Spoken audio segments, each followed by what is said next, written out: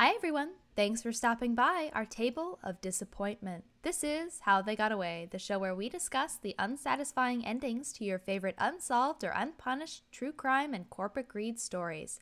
Today, we're celebrating the spookiest day of the year with some spooky stories that may make you think twice about that bump in the night. I'm your host today, Kelsey, with our other host and our one spookified listener,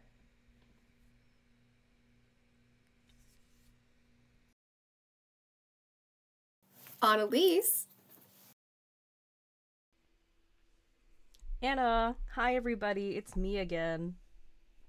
I love to be surprising. Let's get to a little bit of background. So, Eureka Springs, where the Crescent Hotel resides, was established in 1879 in the Ozark Mountains in Arizona. It is surrounded by mountains, lush forests, and natural springs, and those springs are considered to have healing properties. Ooh.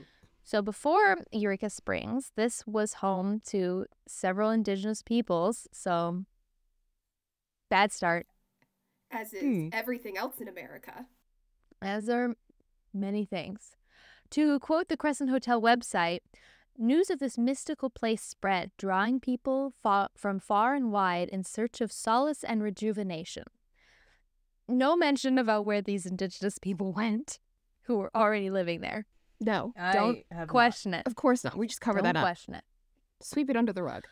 But by 1880, the population of Eureka was up to 15,000 people. They're booming. They're booming. And Governor Powell Clayton, in collaboration with the Eureka Springs Improvement Company, saw an opportunity and made Eureka Springs a tourist destination. And they did this by bringing in the Frisco Railroad, and they built the Crescent Hotel atop Crescent Mountain. This hotel was an architectural masterpiece. It had breathtaking views, luxurious accommodations, and quickly became an exclusive because capitalism. Capitalism, my favorite /S. But there was some progressive stuff in the air because between the years 1920 and 1934, it also became Crescent College, giving education to women, being a college in the winter months and a resort in the summer. Now, what do we think that they taught at this college? I'm honestly not sure. Women who got education during this time would have been, like, richer. So something that would have been important to rich ladies, hospitality, reading and writing, definitely. I don't know if they would have been taught any math. Some literature. Poetry, maybe. I don't know. Event coordination, maybe. Yeah. But this college had a reputation for commitment to excellence and became a paragon for women's education and empowerment, and people would come from across the country to go here. Real girl boss moment. Oh, you know what? They might have taught stenography. Oh. Yeah. That would have been right around this Makes time. sense. So, thus far, stealing land from indigenous people is not great, but not exactly a isolated incident for this hotel. So, this kind of sounds like a pretty normal place. Well, in 1937, things get a little weird, a little creepy. The hotel was bought by Norman Baker, who opened up the Baker Cancer Clinic. This man was a visionary healer who could cure people of cancer and had 100% cure rate, and everybody who came into his hotel would be cured. And I don't think I need to tell you that's not how this works. That is very snake oil salesman. Yes, he had a formula that you were supposed to drink that would cure you of all your ills. He even claimed to be able to cure other things, not just cancer. Literally anything and everything he could get people to pay money for him to cure, he claimed he could cure it. Oh, for sure. Because he wants that money. Cancer was just his specialty. Money. That was his specialty. He, while owning the hotel, made several renovations, including a hidden staircase in his first floor office. Now, I'm all for a secret tunnel, but I feel like it says something about you as a businessman that you think you need a hidden staircase in your office in case, I don't know, maybe somebody is looking for you. You need an escape plan. Exactly. Also, lavender-colored walls. His ownership of the hotel was marked by a lot of lavender-colored walls. I don't know if that was his favorite color. I don't know if he was purporting that the color had healing properties. He just was known for that. And also, the morgue, which would be used to store dead patients before they could be transferred for burial. There might have been some kind of room that was used for as a morgue during its time as a hotel. I mean, people do die in hotels, that happens, but it would have seen a lot of use during this time because I don't know if I need to tell you, but cancer patients who receive no treatment tend to die. That happens. We know this. Yeah, and it makes sense for a clinic or a hospital to have a morgue. That's just what happens. It's what they have. Interesting for a guy who had a 100% success rate to have Yeah. a morgue, because theoretically you wouldn't need a morgue because no one's dying on your watch. No, that'd be crazy. You really went like, oh, you're built different, but like in the worst way. Oops. Yeah, you just didn't follow his instructions properly because it has to be a you problem because it's never a Norman Baker problem. In 1940, he would be arrested for mail fraud, and he could be his own corporate greed episode. But this story is not about him, so we are just going to move on. Just know that this man was wildin'. Okay, but I want to know what the mail fraud was. I think it was him claiming that certain people were still alive and eliciting money from either the government or family members. That's what I think it Oh. was. Makes sense. That probably sounds about right then, being like, oh, yeah, Graham is totally alive, kicks her body under the stairs. Yeah, she's fine. Send her the money. Send me the, That's sick and Yeah, you twisted. could just make it out to me. You know how her eyes are. She can't read it. So, you just send it to Cost me. of treatment. Mhm. I'll Mhm. read her the letters. Don't worry about it. Throws them in the fire. So obviously he lost the hotel. It would be bought again and turned into a hotel again. And then things were pretty quiet until 1967 when a fire caused by faulty wiring destroyed the penthouse level and the fourth floor, which would require extensive repairs. And then the hotel kind of changed hands a few times. Nothing super crazy after that. In 1997, it would be bought by Marty and Elisa Rognick. That's my best attempt at pronunciation. Who, for some reason, give me the Shining vibes. I think it's just because their photo on the website is them sitting on kind of old-fashioned stairs. She's got a red sweater. It's like the 90s. I'm sure they're perfectly nice, but they're also in a hotel, and it just... Yeah, it's the vibe of the hotel. Anything that has to do with the hotel, you're going to start associating with a kind of creepy vibe. For sure. Yeah. But they announced a 10-year restoration plan to return the hotel to its former glory, make it historically accurate, resplendent. Love it. And they put in a lot of renovations into this hotel, and they're still owners to this day. Aw. Good for them. And their dog. And their dog. They have a dog in the And photo their who seems very dog. sweet. So this is a hotel that you can visit and stay in today. You can go and relive the hotel's glory days, but many people come here for one of the year-round ghost tours that the hotel provides in the most haunted areas. Here are a few of the most haunted areas and the stories of the hotel. Know that it is not an exhaustive list. We're going to start in room 218, which is supposedly the most haunted, the most spiritually active room in the hotel. So according to legend, Irish stonemason Michael fell to his death during the hotel's construction in the 1880s. He is known to hang out in room 218 to this day. And people see all kinds of activity when staying in here because I believe this room is open to stay in, is the crazy part, or at least it was. It probably would be. I mean, the amount of people who want to have spiritual encounters, as That's long true. as they're not getting hurt. They probably issue a warning. It's very true. And Michael doesn't seem to hurt anybody, but what he does do is people will often report seeing hands coming out of the mirror, cries of a falling man in the ceiling. I would assume he had fallen when they were building this floor, so he would have been on top of this floor. And the door opening, then slamming shut, and then being stuck shut. That is the one thing that I'm like, maybe they wouldn't let people stay in here. If people get stuck in here, that might be a problem. Oh. True. What I find is interesting is the fact that like the doors opening and slamming shut, because in the way that I think a lot of us hear about spirits is that they reenact what they were doing day to day or things that happened to them or even, possibly their death. So falling from the ceiling makes sense. I don't know why he's messing with the door, maybe putting a door on, but that seems weird if they're making the structure. I don't know. The thing with it for me is that it's kind of an impression versus a poltergeist.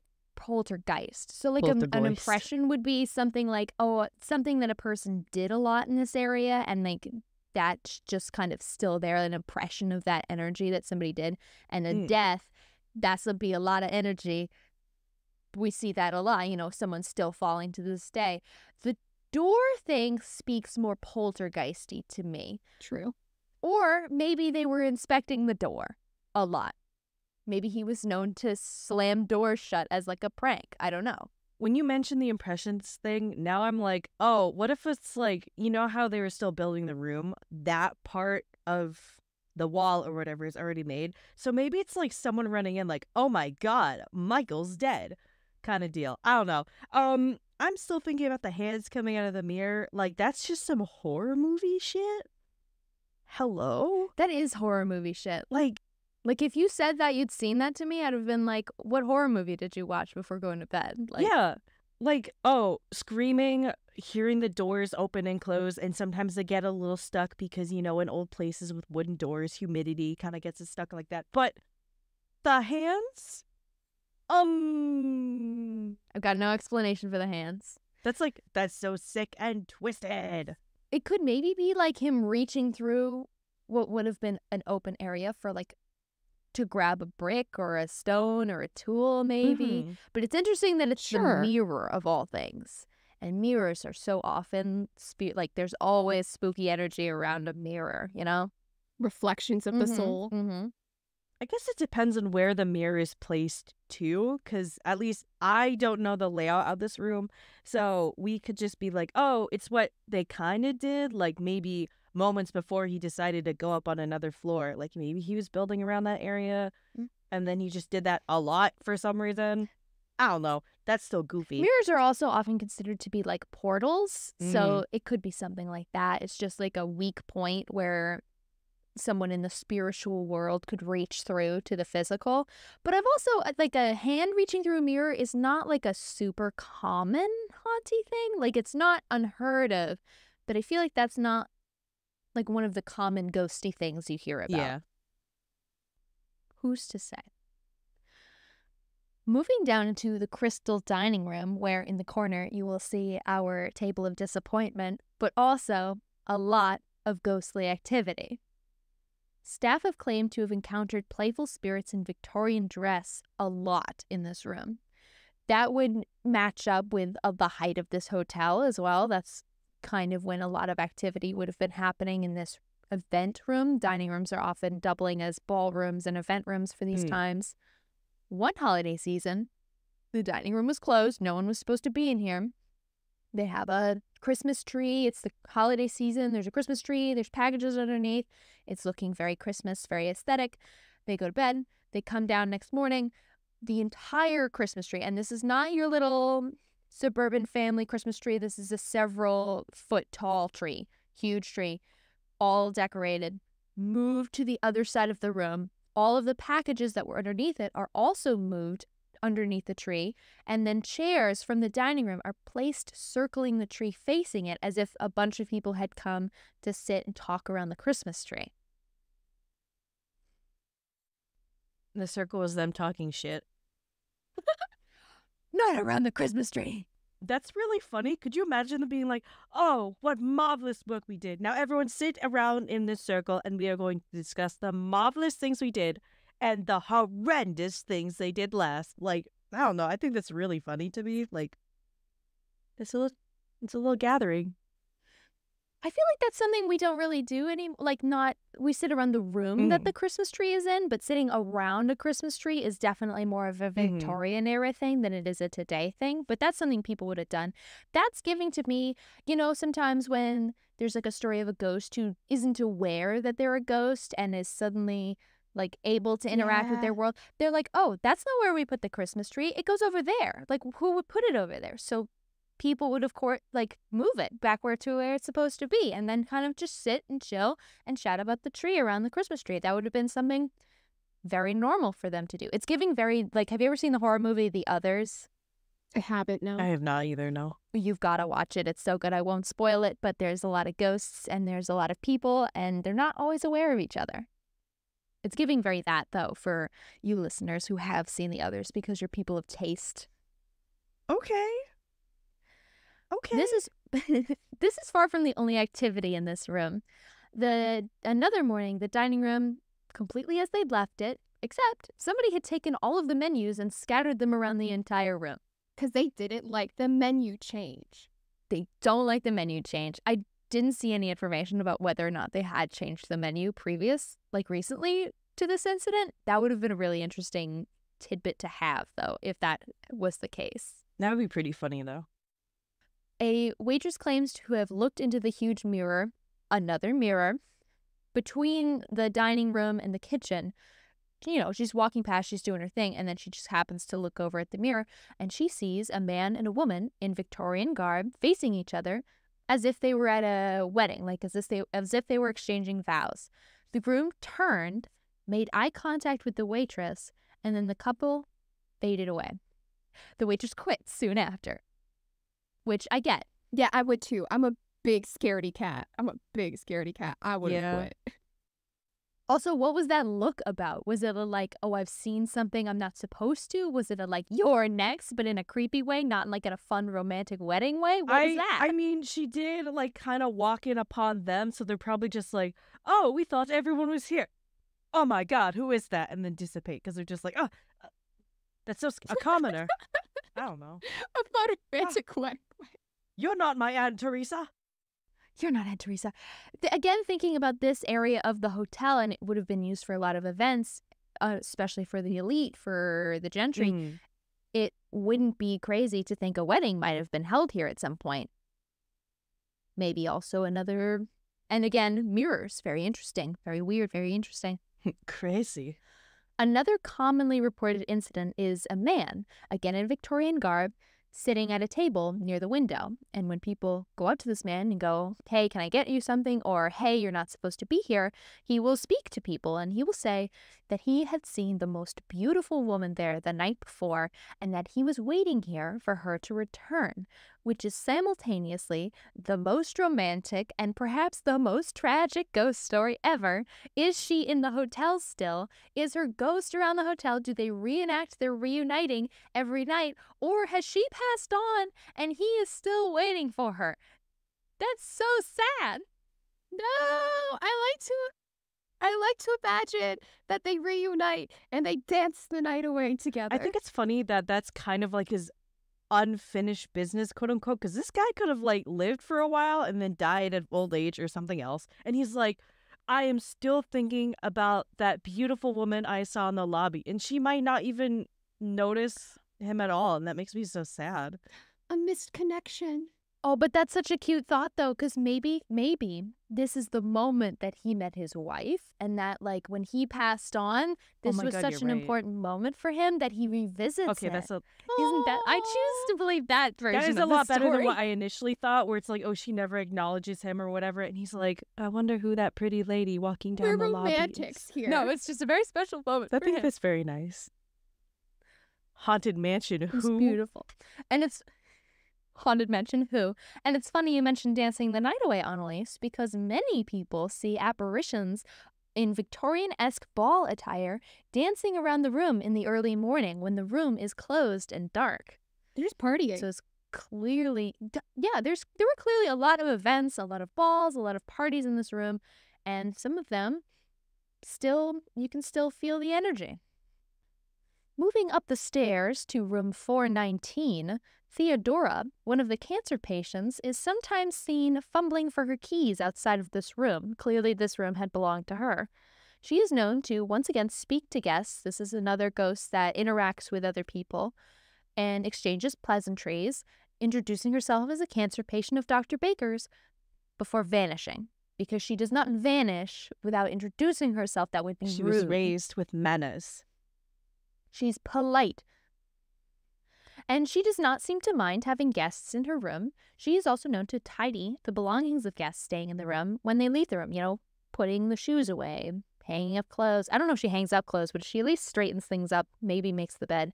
And when people are like, hey, has housekeeping been in? They're like, no, that's just Theodora. Oh, just so nice. A nice little guest. See, that's the kind of ghost that I would accept into my home. Polite, cleans up after themselves. They're very nice. Won't scare me in the middle of the night.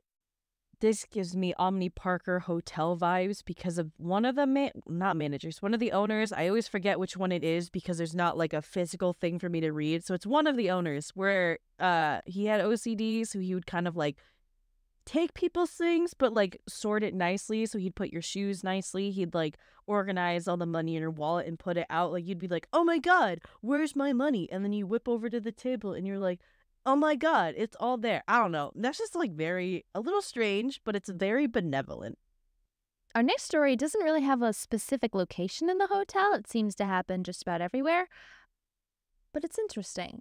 4-year-old child of Richard and Mary Breckenridge Thompson, who nicknamed Brecky, probably from Breckenridge, died due to appendicitis complications in the hotel, which is very sad, only 4, but he seems to still be residing in the hotel. He's often seen bouncing a ball through the halls of the hotel. It gives me that one BuzzFeed Unsolved Boy with the Ball with Ryan vibes. Boy with the ball. Yeah, it goes to his name. Something about like ghost children's very common. It kind of gives this idea that like little children maybe get confused and don't realize that they're dead or don't care and just kind of vibe. I think it's very interesting how many ghost children's stories there are. Which is a little sad. He's having a good time. This one's kind of cute because he's like, you know how little kids just like wander around wherever they want? Like he's just kind of exploring, doing his own little thing and playing with a ball. It's kind of spooky. I would also shit myself, but that's nothing compared to Michael. I don't know. I think this one's kind of cute because, little kids are just like, I want to explore. And he's just like wandering. He's exploring. So most of the ghosts in this hotel seem to be pretty chill, pretty benevolent. Which is so nice. Which is nice. That's what you want. If you're going to have a house full of ghosts, you want them to be pretty chill. Another room, room 212, so just a few doors down from room 218, where Michael lives, Dr. John Fremont Ellis, who was once the hotel's in-house doctor in the late 19th century, is still to this day sometimes seen outside his office, now room 212, or smelled. He was apparently known for his cherry pipe tobacco, so now to this day sometimes you may not see him, but you may smell a whiff of cherry pipe tobacco smoke passing that room. That I might be able to explain as he smoked in that room so often that it's kind of in the walls, it's in the wood, and maybe like the temperature increases or decreases and releases some of that smell. I could maybe explain that away with like a logical. I cannot explain why you're seeing a 19th century doctor in Victorian garb wandering around that room. Can't explain that one. True. This next one is so weird in such a funny way. This is the only report of this happening just to this one couple, but in the governor's suite, apparently a couple was sleeping. It was the middle of the night, and the husband kept waking up to somebody tucking them into bed. Like this happened multiple times in the night that somebody would like pull the duvet up and like physically tuck them in like around their bodies like the bed. And I'm like, that's such a nice thing to do. That's just so nice. Wants them to have good dreams. But also so creepy. Yeah, multiple times. I get it if you're like once, but then the ghost was like, you keep wiggling under them covers. Yeah, I don't know if they were kicking off the covers and the ghosts kept feeling like they needed to do it, or if it's like, again, one of those impression things, like somebody had done that a bunch and like was just repeating the action. I don't know what this was. Nobody else seems to report this happening to them in the governor's suite or otherwise.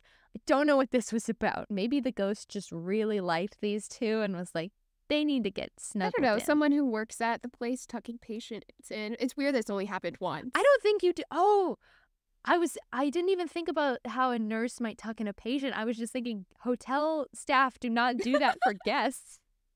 No, but I'm thinking like a nurse, yeah, when it was a clinic. Oh, you're right. But it's also the governor's suite, though.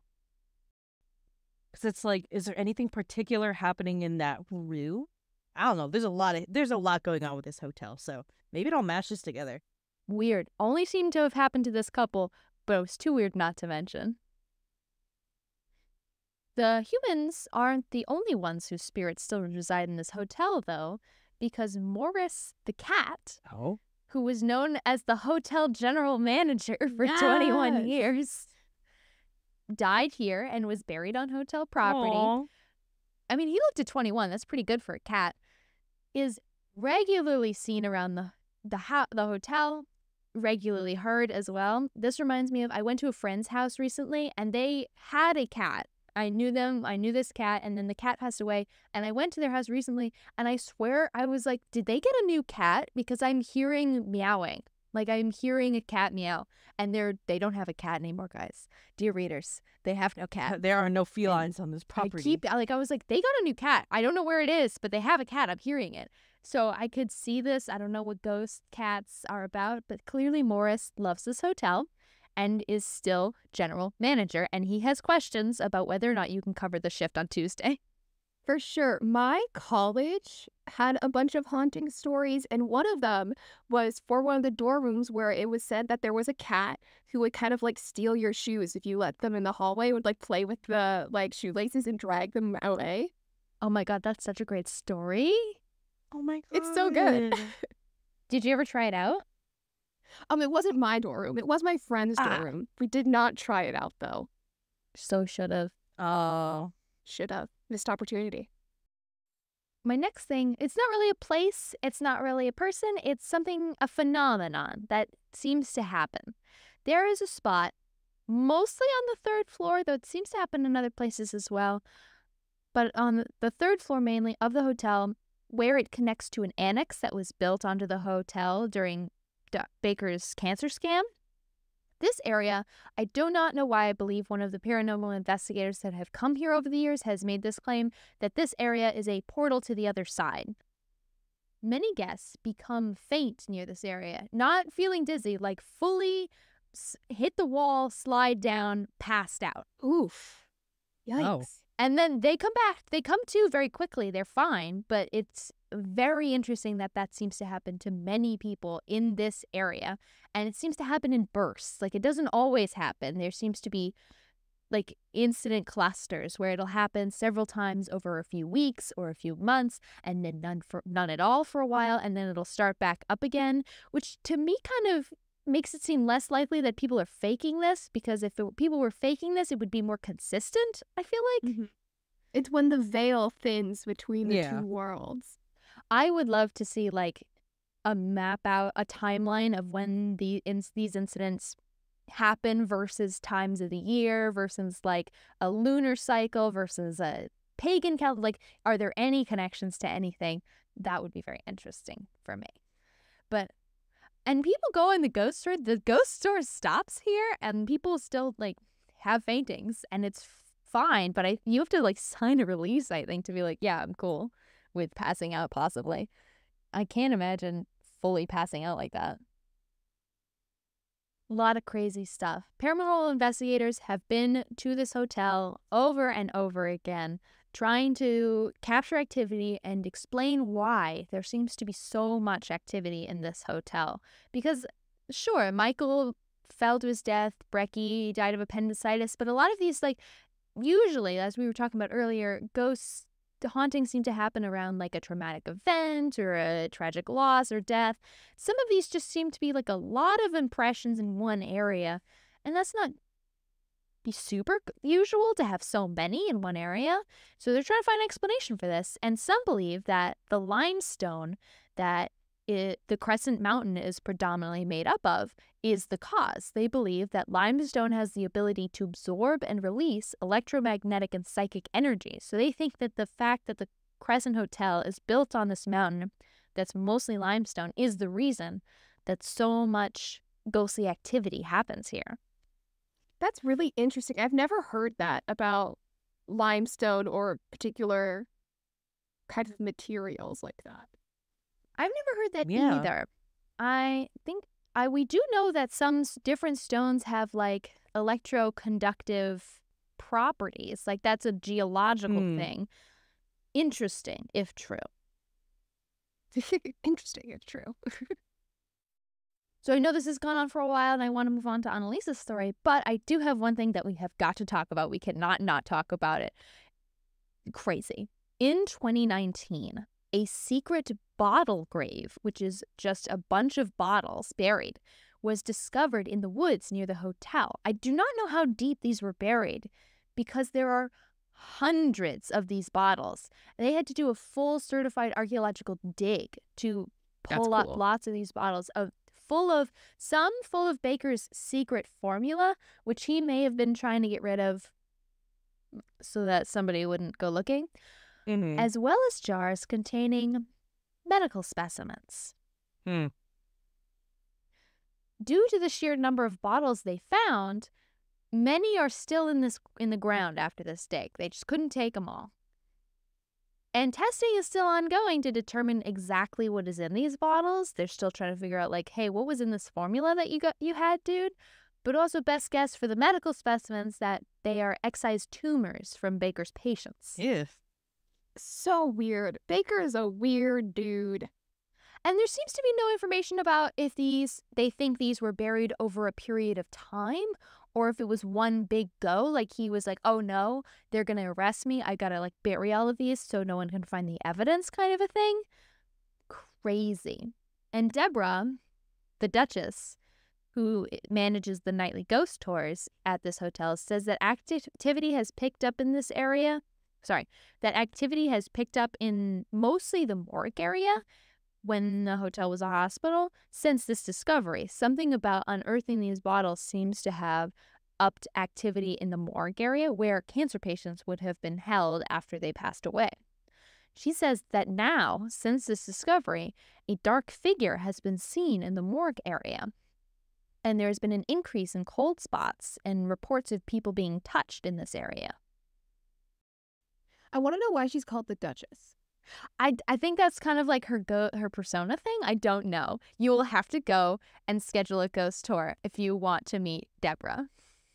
But yeah, things were disturbed. Things An were uptick in activity.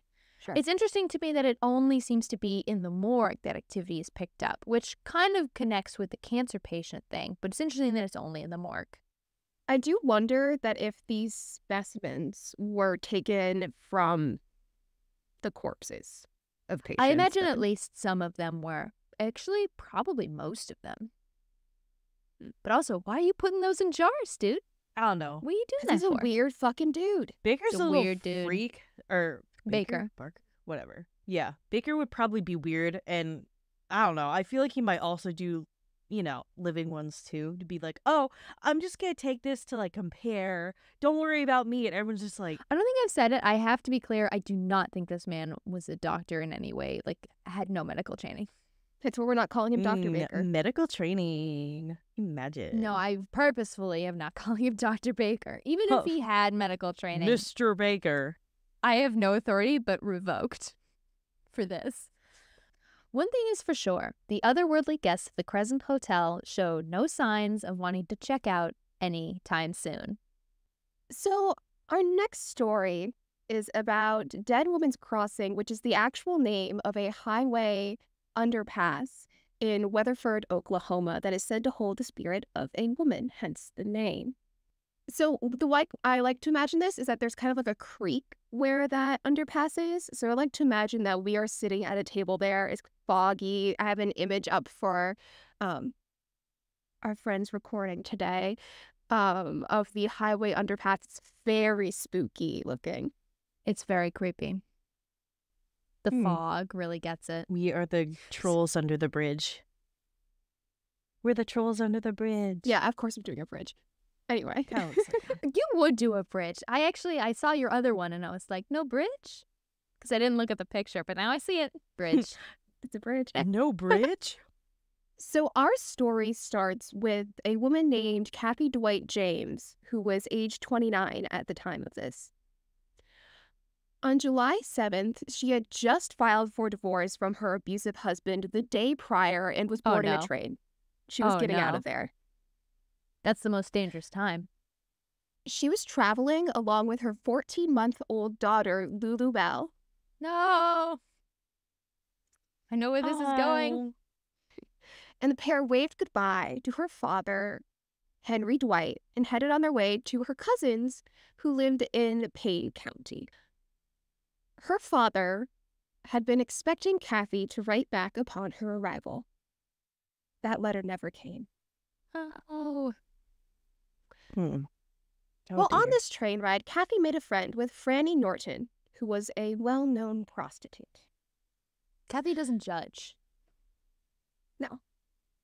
But maybe she should have. No. Franny. Oh. Oh. Franny invited Kathy to her brother-in-law's home, whose name was William Moore, in Clinton, Oklahoma. And rather than continuing straight to her cousin's house, Kathy went with her new friend. Probably something I would not do had I just escaped my abusive ex-husband and also had a 14-month-old with me. But also we live in a different town. The next morning, Franny took Kathy and Lulu on a ride in a buggy, so like a horse and buggy, near Dead Creek. And so there's like this big field, there's a creek. They're going to go for a ride around there, have some fun. They were supposed to come back together in 3 hours. Instead, only one came back in 2. Oh my God. Back home, Kathy's father was starting to get worried. It had been days he hadn't heard back, and so he hired a detective named Sam Bartell just to uncover clues and figure out what was going on. Sam had found that the buggy had driven down to the creek. It had gone down there. And an Like hour witness later, statements? Is that how you figured yeah, that for out? people who lived around, he like gathered this information. He did some questioning. So he had found that it did drive down there. And it left with one wheel trailing blood behind. So someone saw that and was like, ain't none of my business. Or someone saw the trail of blood later. Okay. I guess. Mm-hmm. Little Lulu had been given to a member of Don Bouchard's family, so like a farmer boy, was by a woman. A woman just dropped off little baby Lulu with this farmer boy and left. Whack. The baby was wrapped in a bloody dress, but was alive and unharmed. Okay, but now this farmer boy has no excuse. You were handed a baby in a bloody dress by a woman. Does he know this woman? I don't know. And says nothing to nobody. Is like, yeah, this is on the up and up for sure. Well, here's the thing. The word did travel slowly. So he might have gotten this baby and be like, family, what are we doing with this now? And it might have just taken a while for things to get going. Okay. Yeah, because it's like, well, depending on where he lives, he could have no neighbor close by for like maybe 5 miles. So who knows? I don't. After leaving, it was said that the same woman had ditched what turned out to be a pile of more bloody clothes in some bushes nearby. So they did That some feels investigating like the she's area and they trying to found this. Frame this family or someone in this family. Now, here's the thing. Franny never admitted to killing Kathy. But during her first questioning, she excused herself to the bathroom and poisoned herself, Girl, what? taking all of her secrets to the grave. Mm. She did, however, claim that she left both Lulu and Kathy with the farmer family unharmed. That's why she poisoned herself, because she was so innocent. I'm just a regular innocent woman. But first, let me go to the bathroom real quick and freshen up. Chug cyanide. Unless she was afraid of the family. Hmm. It is important to note that prior to this event, Franny had been acquitted of shooting a bartender in the back. So it wasn't her first run-in with the Oh. law. Girly. It would be a few weeks later when a local fisherman named George Connell would find the skull and skeleton of Kathy in the creek by what was a wagon crossing. The skull had a bullet hole by her right ear, and it turns out that Franny's gun was missing, and when it turned up, it was near that body, missing a cartridge. It's only been a few weeks, though. How is Kathy's body already down to the bone? I'm not certain. I mean, maybe scavengers, but still. Yeah, because if it's in a creek, you'll find like a lot of critters will come. Also, actually, never mind. I don't know anything about Oklahoma's how the climate of Oklahoma is, but some bodies will just decompose real fast. I'm just trying to figure why. Because of Literally, depending like on you see situations. some woman with a little kid on a train, and you're like, yeah. Like, did she plan on killing her the whole time? That's such a long con. So, what a coroner's jury eventually ruled is that Franny had killed Kathy in an attempted robbery gone wrong. However, again, Franny brought her answers as to why with her to the grave. That seems like, why would you wait a whole day to rob her? That's so much work. Get to a secluded area. I guess, but couldn't you have found somebody else who was already closer to a secluded area? And also, like, surely you guys chatted. You know she's post-divorce. Like, what about that screams, I've got money? There are still some questions about whether others were involved, like Kathy's husband, or if Franny's brother were involved at all. But again, we don't have those answers.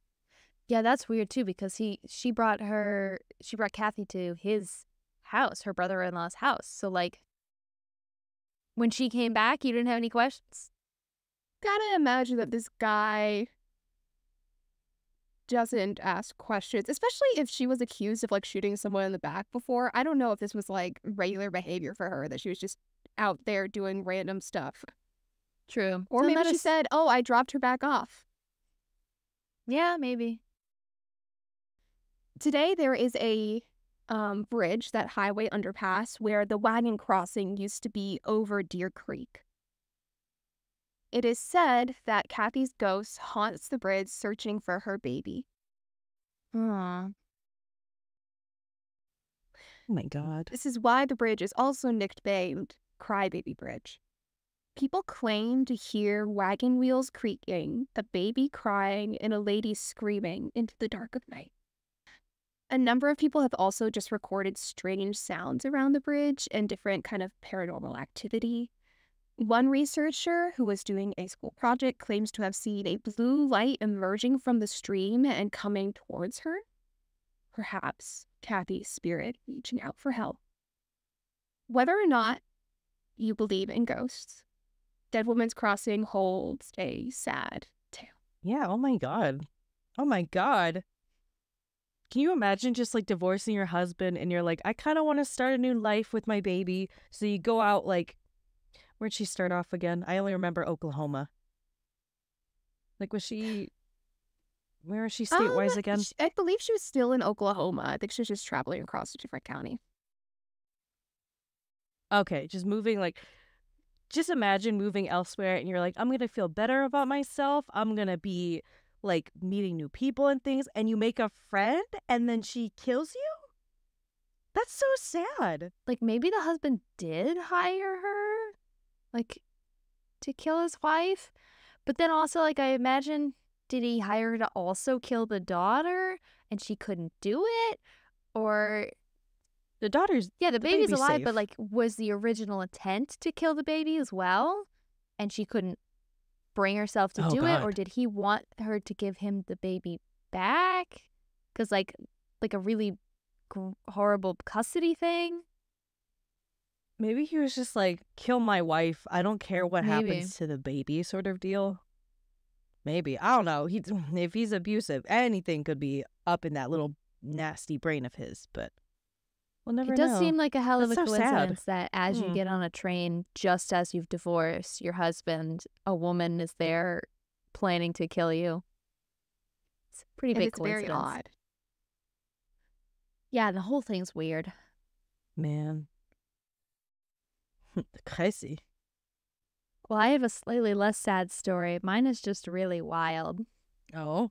We're going to talk about pukwudgies, kind of the American brownie, but they are so much more than that.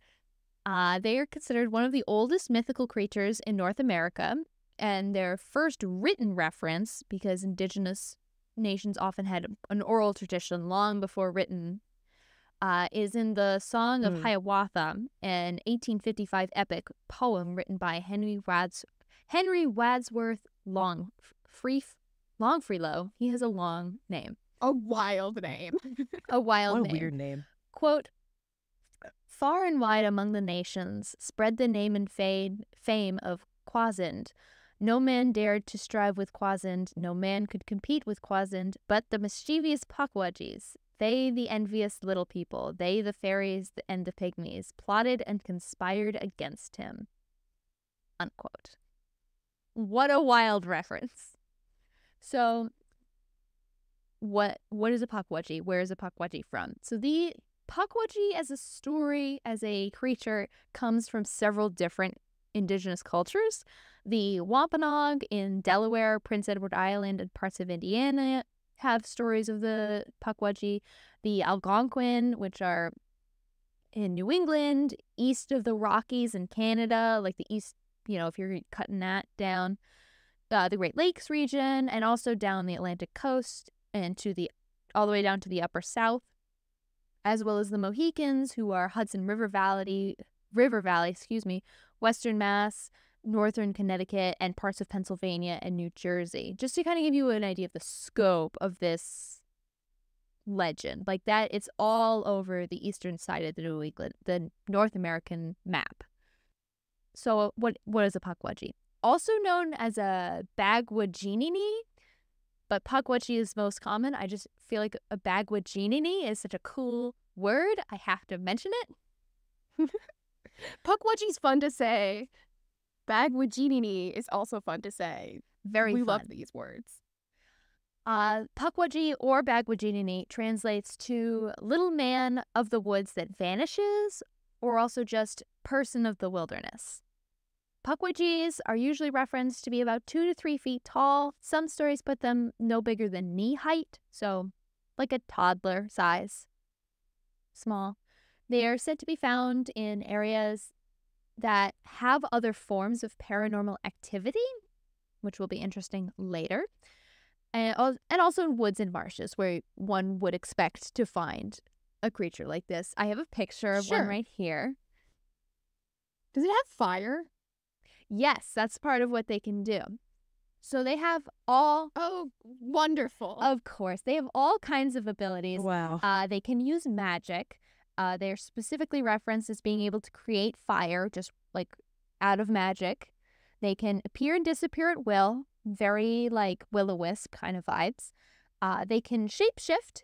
Most commonly, they take the form of like a half troll, half human looking thing, but looks like a porcupine from the back. I don't know if that's like they wear porcupine skins or if they are like, yes, this, and have like a porcupine quill on their back.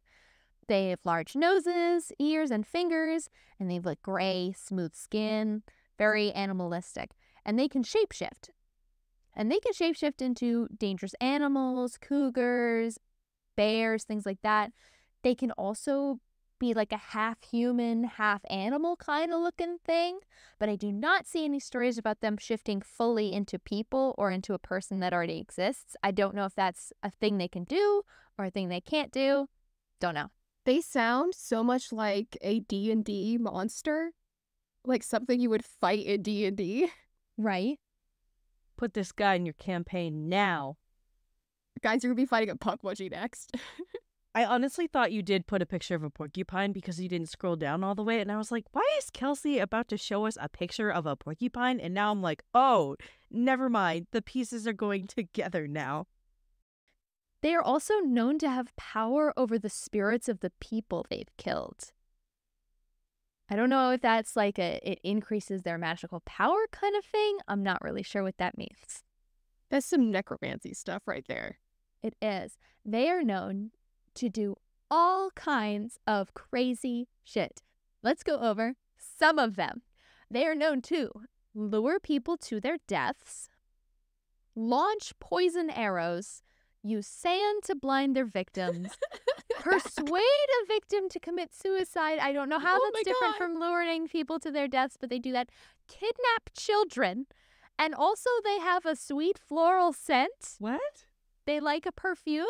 To lure people. I like how this starts off with, oh, I'm going to make this guy like fall down a ditch and he dies. Or go like, you know what you should do? Kill yourself. But also, please give me that bottle of the perfume you have on your desk because I think it would be really cool and it smells really nice. What? I have to say, I keep imagining, like, when you said sand to blind their victims, I just imagine a guy, like, scuttling him going, "Wha-cha!" Just throwing a handful I of think sand so. I think they do that. with the sound effect, "Wha-cha." And they're also known to generally just play tricks. Mostly nasty tricks. Mostly inconvenient tricks on people. Like All those of- evil fairies type of Yes, stuff. very evil fairy. Most of the worst stuff is usually, and I stress usually, not done unprovoked. Like, you have to annoy one for them to do anything crazy, usually. Though it depends on the story and the region.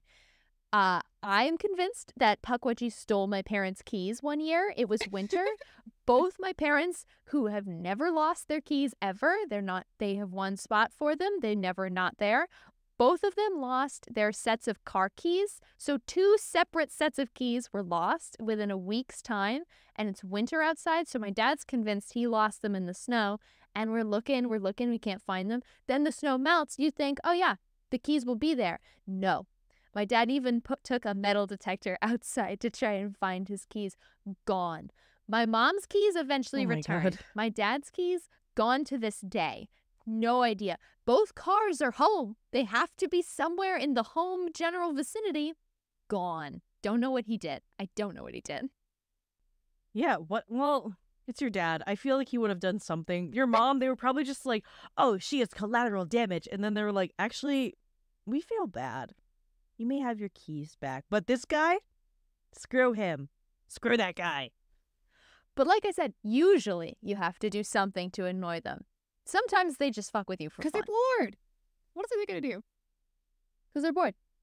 There is, as we have gone over the things they are known to do, there is clearly a range of, like, violence. Clearly a range of things that they will do to people. Truly seems to depend on the story that it originates from. Some areas consider pukwudgies relatively harmless or even sometimes helpful, and others consider them very murderous, very, very antagonistic. Do not go near one. Also depends, again, what a person might have done to annoy a pukwudgie. If you come up in their space, if you try to bother them, or if they just don't like you, I guess. Most of the Algonquin stories kind of label them as violent if disrespected, but fine if you just leave them alone.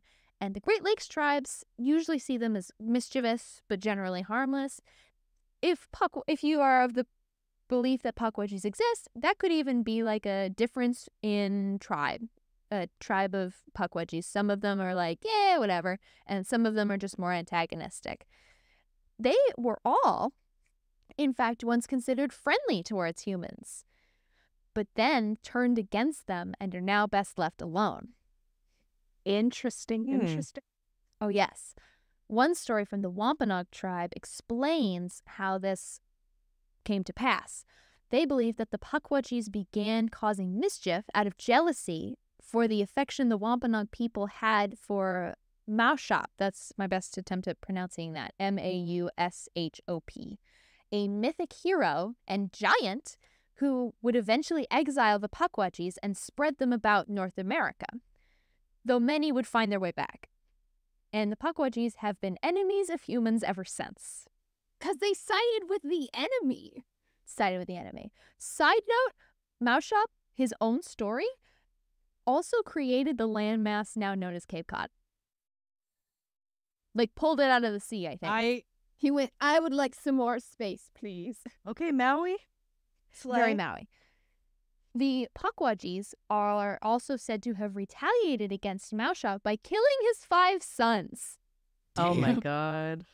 And some tellings of the story even have them killing Maushop himself, which I think is a very interesting from purely a metaphorical standpoint of these very small gremlin-like creatures gathering together to murder this like giant mythical hero, because he was like very literally a giant in the stories. Yeah. Very crazy. Little man wins. Little man. I like how you say that some tellings of the story have them killing him, but they're like, the sons, definitely. But him, it's debatable. Did they kill him? I don't know. That seems to be what it is. A lot of these are oral traditions, so some people tell the story differently. Oh, that's true. Pukwudgies remain a part of American culture to this day, and mostly in the New England area, but also, again, where a lot of these First Nations once resided or still reside. Many have reported seeing them coming from the woods in Massachusetts. Police in Freetown, Massachusetts, have even put up a Pukwudgie crossing sign near the Freetown State Forest. I love it. That's great. Oh, I love that. But also, remember when I said Pukwudgies tend to hang out in areas that have other signs of paranormal activity? Fun fact, Freetown State Forest is also a part of Fall River, Massachusetts, where Lizzie Borden may or may not have murdered her parents with an axe in the 1890s and may or may not still reside in the home as a ghost. Or did she kill her parents, or was it Pukwudgies? I have to ask that question now. Was it the Pukwudgies? I think no. Like, maybe they would murder people, but probably not with an axe. I don't see that happening. That would be crazy. It's really dramatic for them. It's called teamwork, Kelsey. Makes the dream work. This is far from the only Pukwudgie activity in this area, though. There is a 100-foot cliff known as the Ledge, which is known to be the site of several suicides. It's a popular, I hate to say a popular suicide destination, but that's what it is.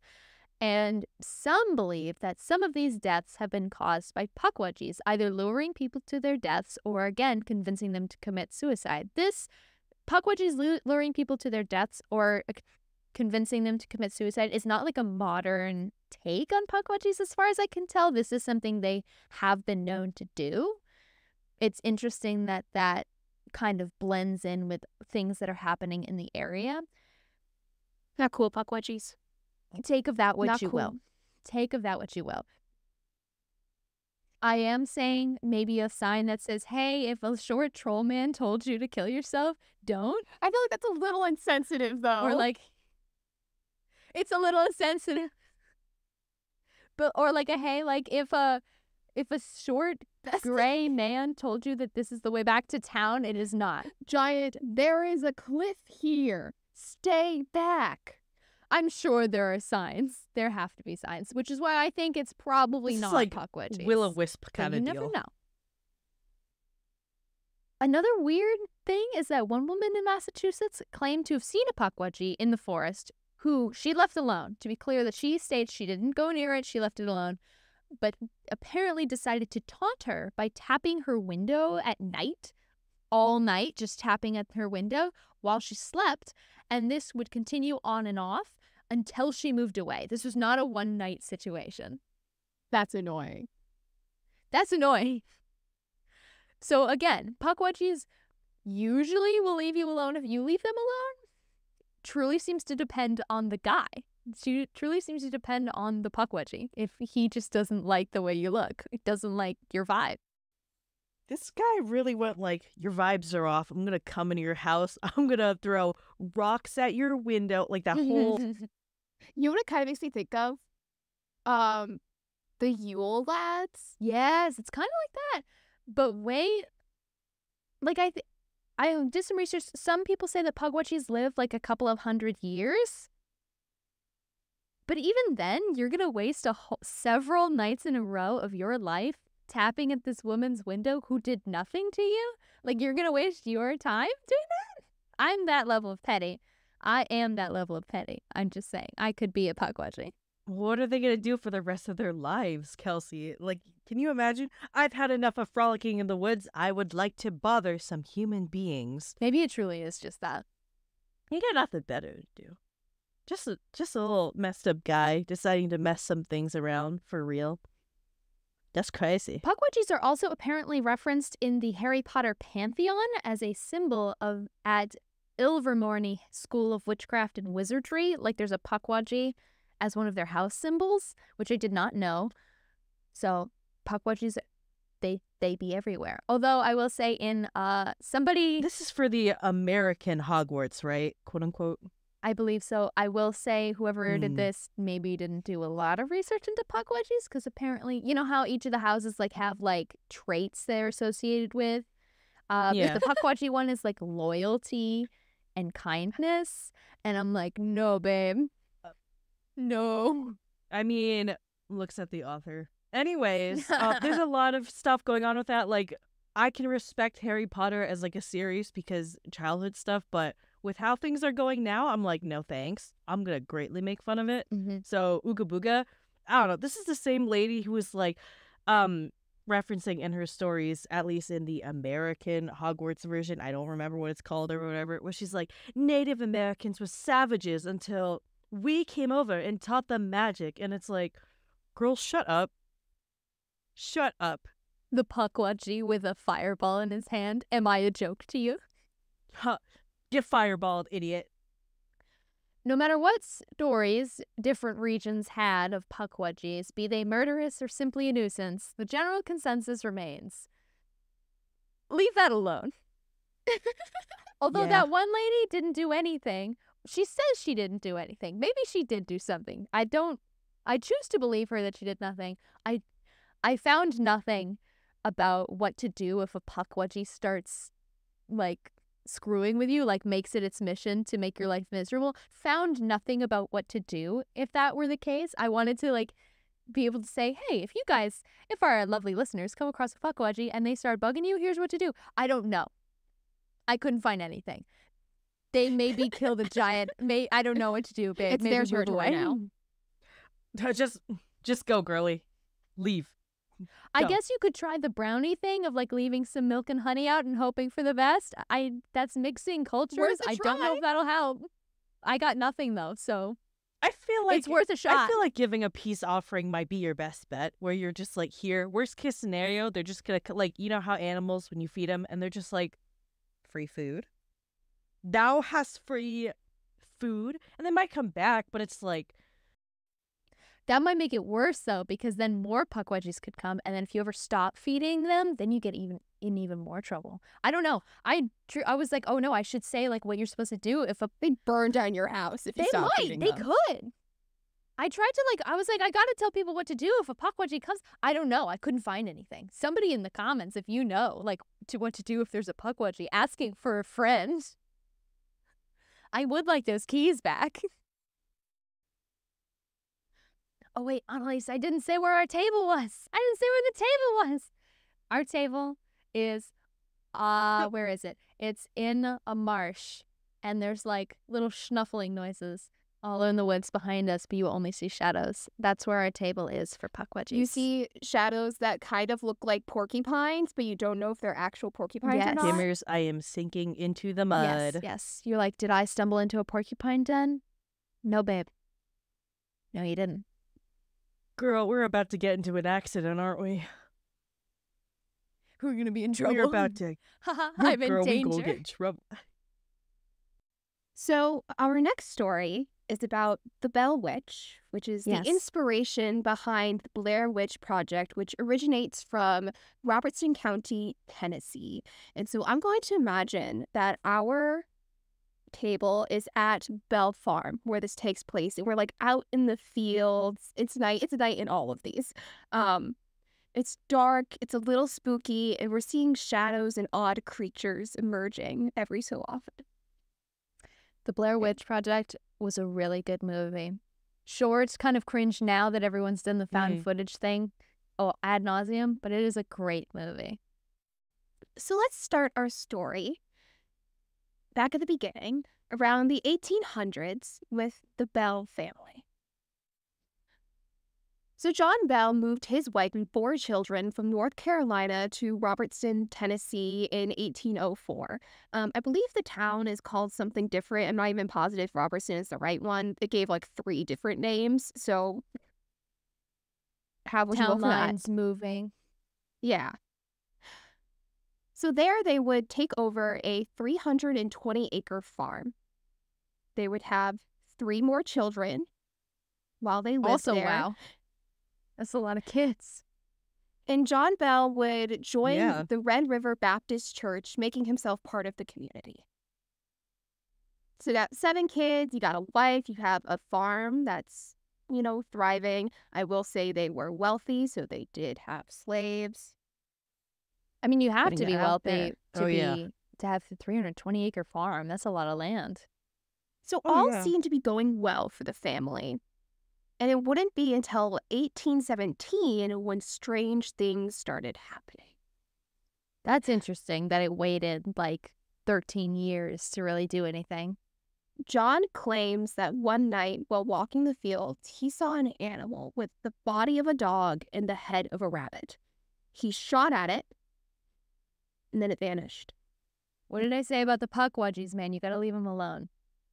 This would actually be within a pukwudgie like territory. Like if you believe the areas that have stories are the areas they reside, this falls in it. Could have been a pukwudgie. I'm just saying. I don't know. That's a messed up creature. I feel like pukwudgies would at least know what animal they're gonna transform into. They'll be like, Maybe he was "Oh, I fucking know with what I'm him. Like doing. I know what I'm they doing." definitely were known to shapeshift into weird creature-looking things. So I know what it is. I already know what it is. It's a pukwudgie. Just like the that was dogs in the very tapestry irate room after at the being shot Isabella at. Gardner Museum. Messed up So dog. soon after this, Drew Bell, one of the sons, would report seeing a strange bird. I don't have more detail on this, just that it was a Pukwudgie again. strange bird. And then Betsy, one of the daughters, the youngest daughter, in fact, would see a girl hanging in the forest with a green dress. No evidence that a pukwudgie can transform into a girl, but maybe if it was from a distance, it could still be a pukwudgie. I'm just saying. Just a very little girl. So the family started to hear like odd knocking here and there. Blankets would be pulled off from beds, strange animals. In general, these are things that, besides the hanging incident, these are kind of things that could be pretty easily explained away. I mean, the house settling, the blanket got caught on something, there are different kinds of animals wandering around. I mean, maybe Betsy, it was just her imagination. She was seeing things in the dark, maybe some paranoia. Maybe it was You don't pukwudgies. know. The family started to hear chains dragging across the floor, the sounds of someone choking, and rats chewing at their bedposts. Things would then start to escalate to violence. Betsy, as mentioned, John's youngest daughter, saw some of the worst of it, with scratches and welts, feelings of pins being stuck into her, and she couldn't escape these paranormal beatings. John Bell himself was also said to have received the worst treatment. But we'll get back to that. Just saying, pukwudgies can go invisible too. They're about little kid height. This could be a pukwudgie situation. Yo, they really said, "Fuck them kids." I mean, they're known Fuck to this one in kidnap particular. children. They Stabs. they are not above beating a kid. Okay, but like kidnapping, I don't know. I feel like they'd be more belligerent towards adults, like, you should kill yourself, or you should fall into that hole over there and break your ankles and die. I don't know. I feel like with kids, they'll be like, yeah, get kidnapped, lol. It'll be really funny, lol. It'll be a silly little trick. But like, this is a little much for a kid. I don't know. She was a young teen at this time, Maybe and we'll get pukwudgies into got it. no- Ah, She wasn't Oh. like a 8-year-old. Never mind. She's free game, I guess. Double digits. They said double digits, baby. So one night, the family decided that they couldn't keep this a secret anymore. John talked about the hauntings to his friend James Johnston, who decided that he and his wife would stay over for the night. The couple Insane, was but skeptical. okay. Yeah, the couple was like skeptical though. So they're like, you know what, to make you feel better, we'll come along, we'll see what's happening, see if we can explain it away. So they were skeptical, but according to the Bell Witch site, because there is an official site which will be linked, Of course. they were subjected to the same terrifying disturbances that the Bells had been experiencing. After their bed covers were yanked off and James was slapped, he sprang out of bed exclaiming, "In the name of the Lord, who are you and what do you want?" The rest of the night was quiet, and James came to believe that this was an evil spirit like those written about in the Bible. It's better than those horror movies where, like, you get somebody else into the situation and then nothing happens. Yeah. And then, like, the second they close the door, like, the ghost fucking, like, dumps a bookcase over or something. You No. thought I was gone? Knocks it over. Hey, Bessies, I'm still here. That is, I don't know, him being like, "In the name of the Lord, who are you and what do you want?" And the spirit really went, Here's the thing. The spirit started to have a little bit of fun with that, and it started to quote the Bible and would quote sermons that were being preached the day of, like miles away. And then it started just like singing hymns. That's so Oh my creepy God. because, like, the usual, like, if somebody's possessed or something, the idea is that they can't remember anything from the Bible, or they can't speak anything from the Bible or sing hymns because, like, the demon can't do it. So, like, it seems like it's even, like, above a demon. So it was around this I time think that the Kelsey's right. family... Maybe it is a pukwudgie. Could be a pukwudgie. I don't know if they know how to read. Oh, that's a fair point. It was around this time that the Bell family allegedly had a famous visitor. So 3 of the sons, John Jr., Drew, and Jesse, had been fighting in the Battle of New Orleans under Major General Andrew Jackson, Oh my who is, as you have probably Oh my guessed, God. the Andrew Jackson, aka the United States 7th president. Oh my goodness. This guy Oh was my wild too, God. if I remember my history class correctly. He is crazy. This man is insane. And so the rumors about this whole haunting had started to spread so far across the country that Jackson in 1819 went, "Sure, let's go investigate it." That's all I would do. I know he's not president right now, but that's all I would do as president. If you elect me to the Oval Office, I will go to every haunted location in America and I will investigate it personally. That is the only thing In she the will name of do. the president. This is my Who are you announcement and of what do running you for the want? 2024 election. This is my campaign. Wait, but we're not 35. We're not Damn even it. old enough. We have to be 35 for that one. Hold on. So as he and his men approached the property, their wagon got stuck in a creek bed and the horses just couldn't pull it out.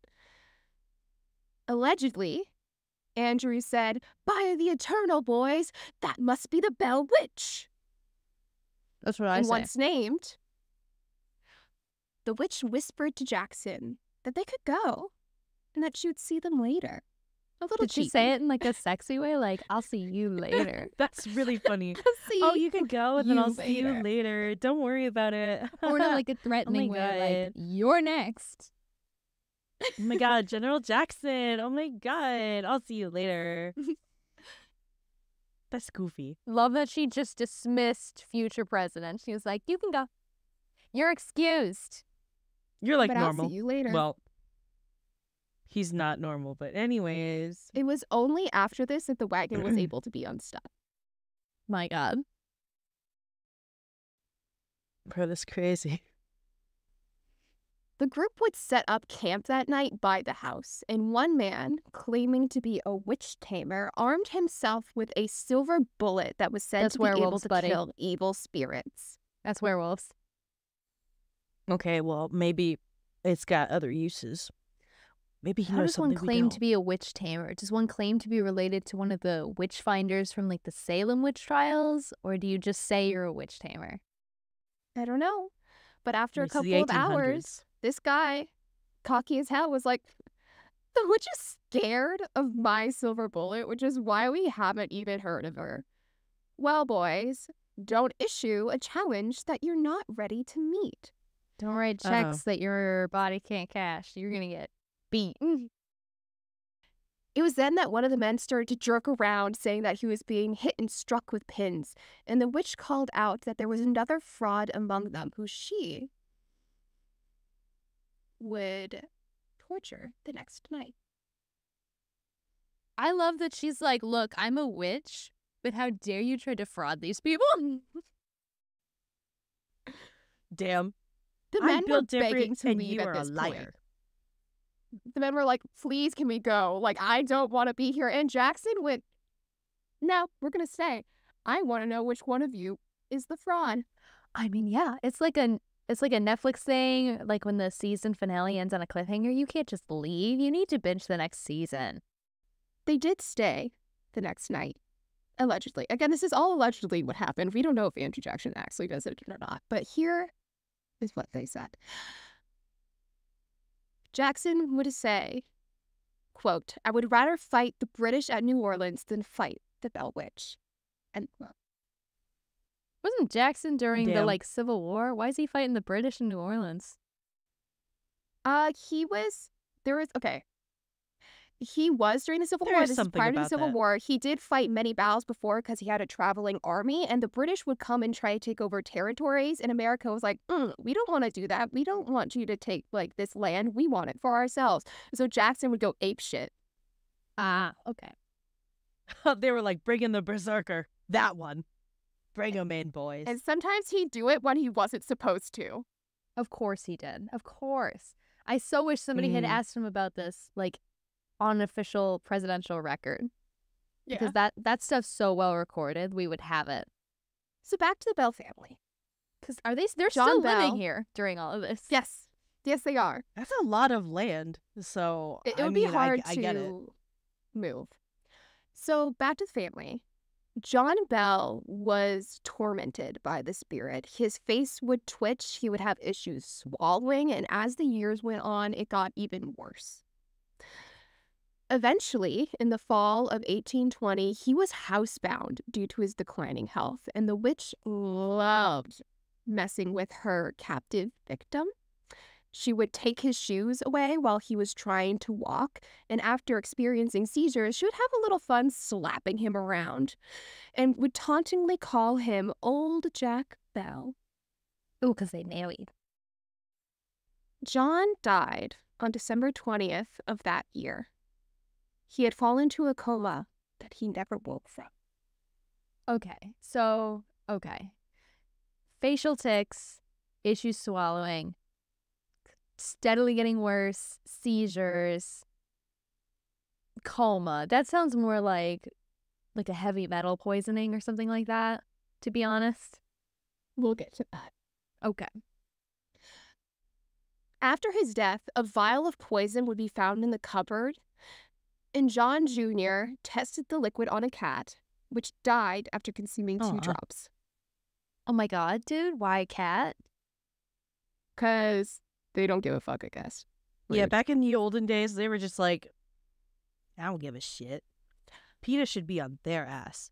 Anyways. Apparently, the witch called out that she had given John the poison to fix him.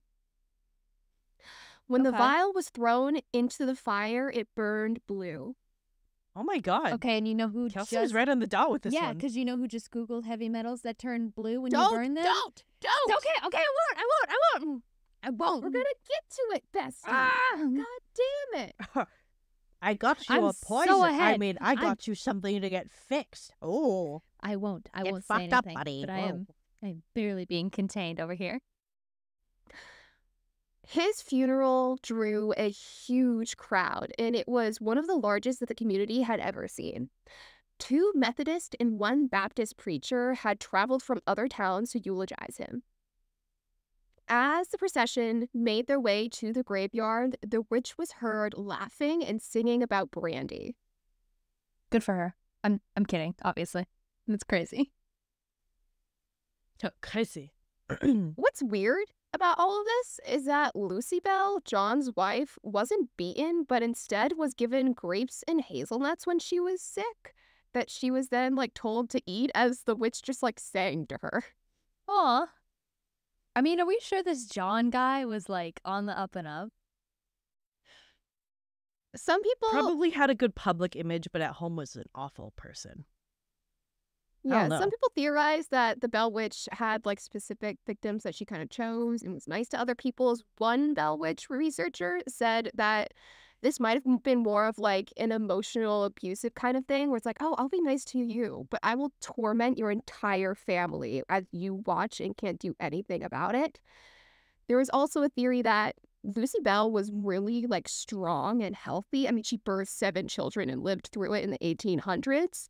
It's And so impressive. it was kind of like her body Mm. was strong, and so she couldn't hurt her with her body. And so instead, it was going to be like some mind games.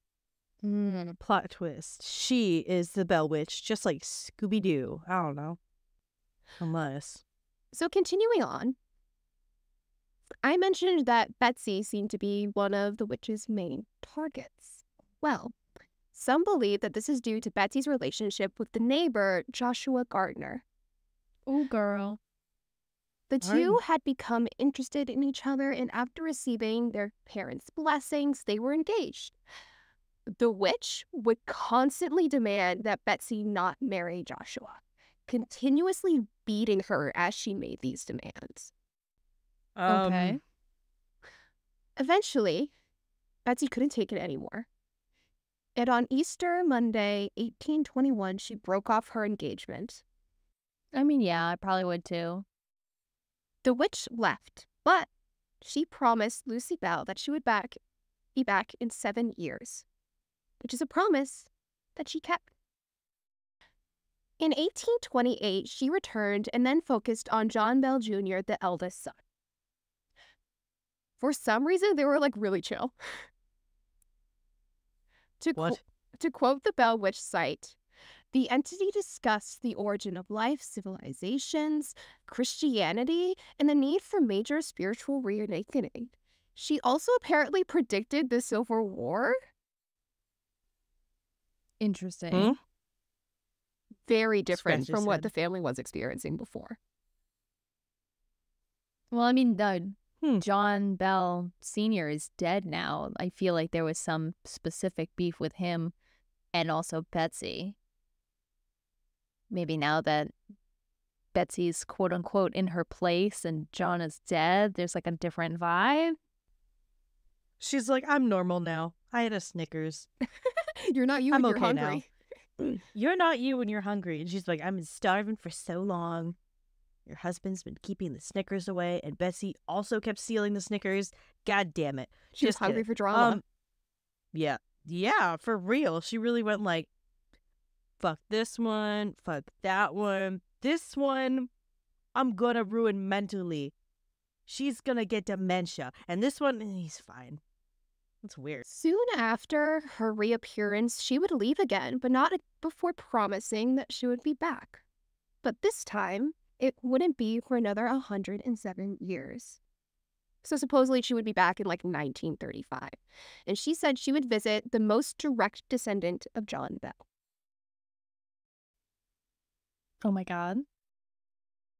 Hello? I thought, wow. This descendant would be Dr. Charles Bailey Bell, John Bell's great-grandson. He was a neurologist living in Nashville at the time. The year before the fated return, Dr. Bell would publish a book about the Bell Witch in her promised return for the next year. In this book, he would have accounts from John Bell Jr. and his conversations with the witch in 1828. Now, we actually don't know if the Bell Witch did return to talk to him. He never publicly stated so, and he eventually passed in 1945. I feel like if you're going to publish a whole book about it the year before, you would tell us if she did show up. You gotta follow up. I think she went like, oh, damn it. This was supposed to be a surprise. I thought you guys were going to get off guard, but now you wrote a book?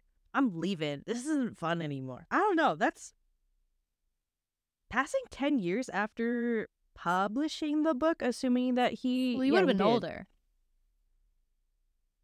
True, but I'm also like, 10 years right after. I don't know. I just go, So, what were these hauntings? Some believe that it may have been Betsy Bell's teacher, Richard Powell. This man was in love with her despite their 11-year age difference. I hate to be that yucky. person, but that probably wouldn't have been super weird back then either. As gross as it is now. If it was outside of school, I'd let it be a little more, but because it's in school and he's like, oh, you're my student and I'm in love with you, I'm like, Even for the times, I'm like,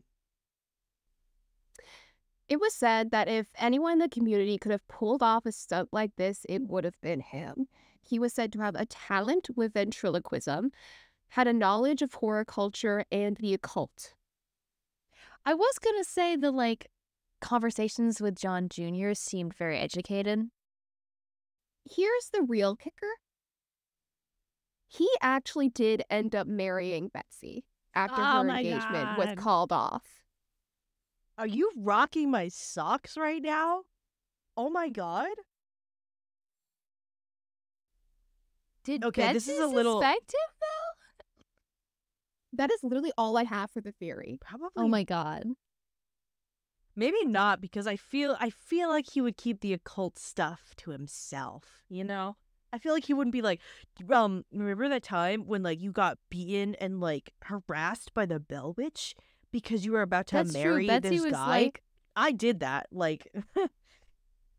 Betsy was one of the people who were most targeted with the physical violence too. That's kind of icky if it was him. Yeah. Yeah. Don't marry him. Well, bam. So I Sick did and want to put twisted. another tidbit in before I come to some of the other theories. There was mentioned that a Reverend James Gunn had made contact with the spirit during the time of all these hauntings at that 3-year span, and said that the name that he got was Kate Bats, Okay. who was an actual person in the area at the time. Okay. Did we just... That's... I don't know about that. She was described as a big woman, strident and coarse. Okay. I guess the connection was later kind of debunked because the spirit then was in denial that she was Bats, but her name was actually Kate. She's like, yeah, I'm Kate, but I'm not Kate Bats. No, I'm a different That's Kate really Bats. funny. No, not that one. I'm a different Kate. No. That's really funny. So I have no idea if this was truly someone, the spirit of someone who used to live in the area. Who knows? That is one of the random clues maybe that we have. That'd be pretty silly. And so, to come back to what Kelsey was screaming about before, there's another theory from Dr. Megan Mann, a chemistry professor at Austin, PA? I don't know how to say this.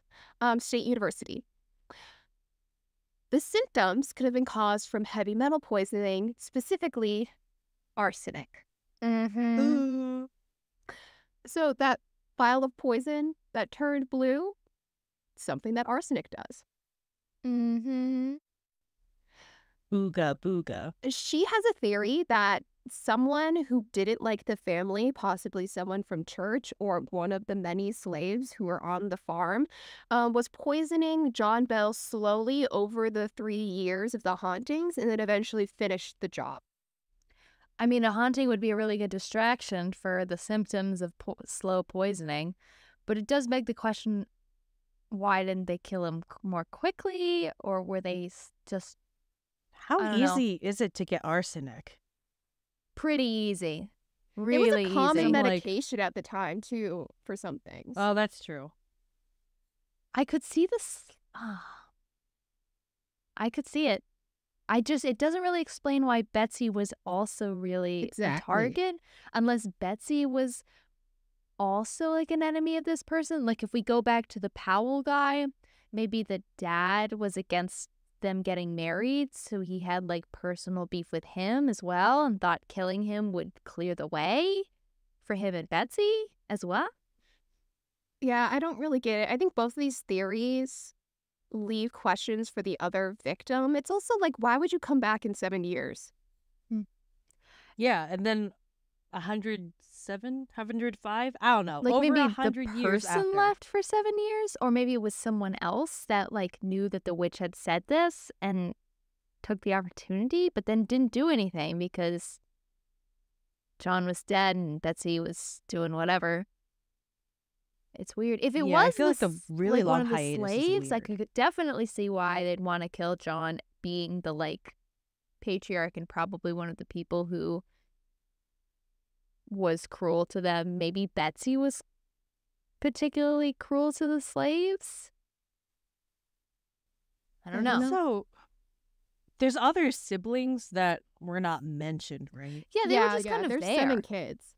Yeah, so they're just staring with their mom like, But they Yo, may you not have see all that? been living there because Betsy was the youngest and she was already in her teens. So maybe some of them had moved out. Although I Possibly. don't think they really, the sons may have still been there, but the daughters may have left. Who knows, honestly. I don't know That's the exact. I don't know. It is kind of Locations for goofy. everyone. It might possibly be a slave because like voodoo is something that slaves have brought over. I don't know a lot about voodoo, but hearing about the pins and needles thing make me go, True. did someone use voodoo dolls? Question mark. And then they just were really good at hiding it. I don't know. And we Like- can't deny the possibility that it was a pukwudgie or several pukwudgies. Oh my That's God. true. They really went like, we're gonna It get could be. John the senior, we're gonna get Betsy, and then one of the guys in Jackson's group, and maybe others. They're known but to use I only remember poisons, 3. sure, on arrows, but, you know. So Oh, anyway, that's true. Tiny arrows. Many people still claim to encounter the Bell Witch today. The property is still a farm, and there are rocks marking where the old Bell House used to be. It's no longer standing. It is private property, so you do have to get permission to visit, so don't just go hopping fences to go check it out. The property also contains what is called the Bell Witch Cave, which is not part of the original story. It is said that a boy had gone into the caves, gotten his head stuck between some rocks, and, he screamed for help, and the cave illuminated, and he was tugged by an invisible force all the way to the cave entrance. I think that's a little funny. She's like, you're not supposed to die. I have other people to go after. I'll like help you out. I don't know. I think that's kind of funny. She's like, fine, I'll help out. It's odd. Encounters That's pretty today funny. range from Virginia to North Carolina, Alabama, Mississippi, Arkansas, Texas, and of course, Tennessee. A descendant of the Bells, Lucy Butler, says that the witch follows her family. She has seen, or claims to see, the black dog creature mentioned at the start of the story with the dog body and the rabbit head. She claims to see it multiple times, and that her daughter, Jennifer, used to run around with it at night, giggling and playing. Funky. To her, the Bell Witch was kind, and she thinks that to those that she didn't like, she punished, or those who she thought needed to be punished. She said her father, who allegedly had ties to the Florida Mafia, was not on the witch's good side. I can see why. Prior Yeah. to a house party, they found that their living room was filled with crickets that ruined their brand new stereo system that her father had just bought, which was a luxury in the 1960s when this happened. Crazy. Whack. Oh my God. So what do you think? Is the witch real? Does she punish those who deserve it? Was Betsy's teacher behind it, wanting her all to himself? Was it revenge from somewhere in the community?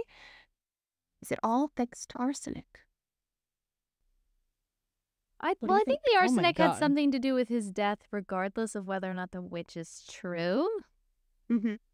I definitely think that is the case. The symptoms kind of line up too well, and clearly there's Exactly. arsenic in the house. Mm. I think it's interesting that the witch seems to, because whether or not you believe Lucy's story, clearly the witch left some people in the family alone when all the events are actually happening.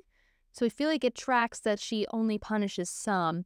I don't know what she thought John did or Betsy did, but she clearly did leave other people alone. I think it's interesting also that she does seem to have returned then and is with this other family. This Yeah. other part of the family just didn't return to John's most direct descendant. Maybe she Or decided he that, did. or she did, and then he died and she moved on to this family. Maybe that timeline would kind of line up. I think it's interesting that she's like specifically on one family, but then other people from other states, not countries, are like, stuff like this is happening too. Like, girl, where are you going? That's my big question with it. Where are you going? Is why this family? What about this family? Because if it was just about punishing John, that task has ended. Why is she still with this family? That's kind of like I my think it's question with it. because Mm-hmm. they moved on to that land, yeah? Like they True. were the first quote unquote people. So it's like maybe it's a pukwudgie thing and they're like, you came into our house, we're gonna get your ass kind of deal. I don't know. Yeah, but then like if the witch did follow this family, like why is she still with this family? What about this family? Is she some kind of guardian for the family? And John was some kind of way behind closed doors, and maybe Betsy was causing trouble somehow. Also a freak. Also a freak. I don't know. Yeah, maybe. Probably. Because it's like, again, a lot of the personal life isn't mentioned here. So Mhm. there could be a lot of interpretation. I'm looking at the teacher with like very narrow eyes though, because that's yucky. That's weird. It is yucky, don't but I'm know. also like, I don't want to be the person who's like, well, it was normal for the time, but it was normal for the time, unfortunately. Like the age gap and things, totally fair. If they didn't meet in the school, No, I I'd be think like, they yeah, did. that's normal. But I'm like, the way that they met in school, like he was her teacher, makes me go, Mm. why would you look at your student and go, I want to marry that one? I don't know. If I was a teacher, I'd be like, no. Anna will never be a I don't youth know. pastor.